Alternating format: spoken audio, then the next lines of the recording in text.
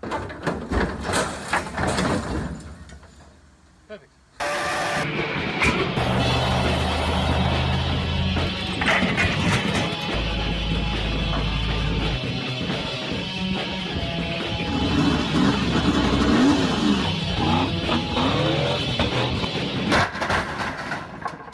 Perfect.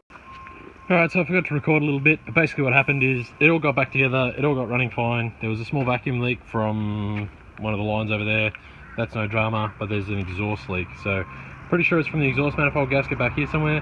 So most of this stuff has to come back out. I'm hoping I can leave the turbo there and just unbolt the turbo from the manifold and the manifold from the head and pull it out. We'll see how that goes. I'm gonna have to support it with something, but yeah, pretty much this is gonna suck. So I'm just gonna try and knock it out. It's all the same steps that I showed you when we put the turbo on and off, and yeah, wish me luck. Alright, so I got the turbo disconnected. So pretty much what I did was undo these 4 bolts, undo the oil feed from off the block, undo this bracket back here that holds the water feed return, whatever, and there's a bolt in the block on this water line halfway along, so it sort of just supports that line. Anyway, so I undid all those, but I left this water line tight, that water line tight, and the other water line all tight, because spilling Evans waterless coolant out of this thing sucks, and it seems to be never ending when you undo any of those lines. So I left them all tight. It's probably not the greatest thing, it's probably bending them a little bit, but at this point I don't care. So I've just got the jack underneath the downpipe or the dump pipe or whatever. So it's all cast, it's all bolted together, and it's not hot or anything, so it's just pushing up on that pipe, which then supports the turbo. So it's got a bit of float to it. So got it down far enough to get this off, which means I can get the manifold off the top. So now I just need to undo all these 12 bolts. Hopefully they will come off easily. We'll see how that goes, and then we'll have a look at the gasket and see which bits are blown out, because so far this looks like it was sealing pretty well. Can't see any leaks on that. I couldn't see any leaks on the back of the turbo where the dump is, and I couldn't feel, you know, when you get an exhaust leak, there's a bunch of soot that builds up. I ran my finger around this bit and it looks like there's no leaks there, so I'm 99% positive it's one of probably these 3, I'd assume. And if that's the case, I'll be very happy. Otherwise, I might cry. So we'll see how we go. Alright, so I got the stiff manifold off, and you can see all the carbon there, there, and there. You can see where it was leaking on the gasket, pretty much all of them except this one really, but these are destroyed. So yeah, gasket mustn't have liked coming off and going back on.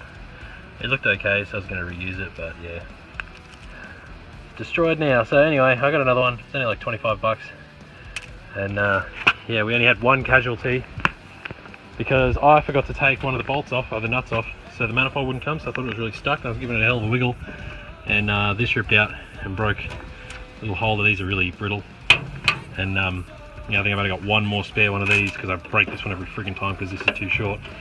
So hopefully I never do that again. But anyway, the head looks okay. I'll just give it a bit of a clean. You can see the turbo sitting down there with just the oil feed taken off. Everything else is still attached, and just that that brace down there is disconnected. So yeah, the whole turbo is just sort of floating.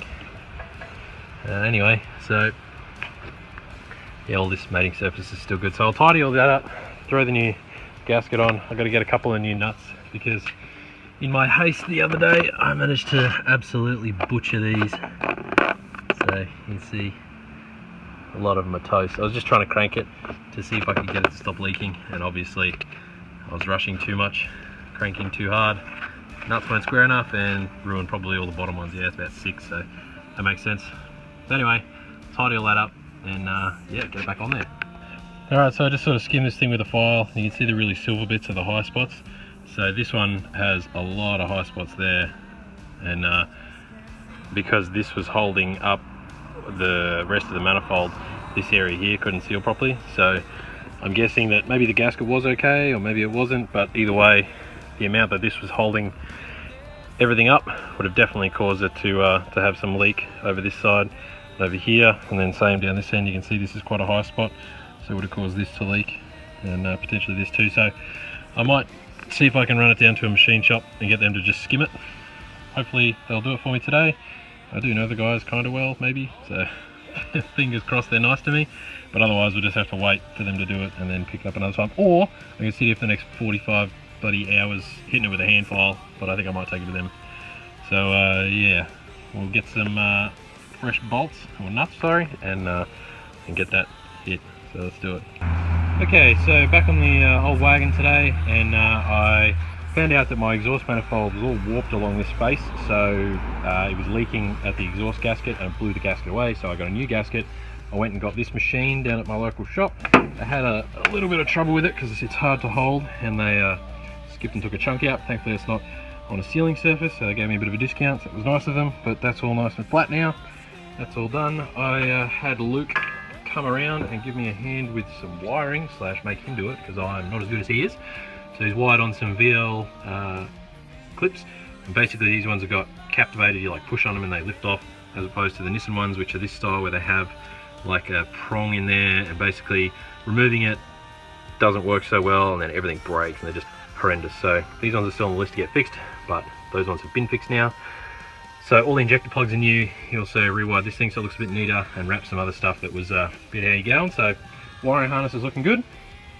So I just threw the intake manifold back on. Now I'll throw the exhaust manifold back on. I've got a few new nuts because I rounded off the other ones, and I've also dug out of my collection a whole bunch of washers. So these will go onto the, like, you know, between the nut and the manifold to hold it on nicely. So I just dug them out of the spares pile. So yeah, now this will go on. Turbo will go back on. Hopefully this will be the end of it, and I'll be boosting with no more leaks, no more worries, no more modifications need to be made. I was also stuffing around at the rear end yesterday and today.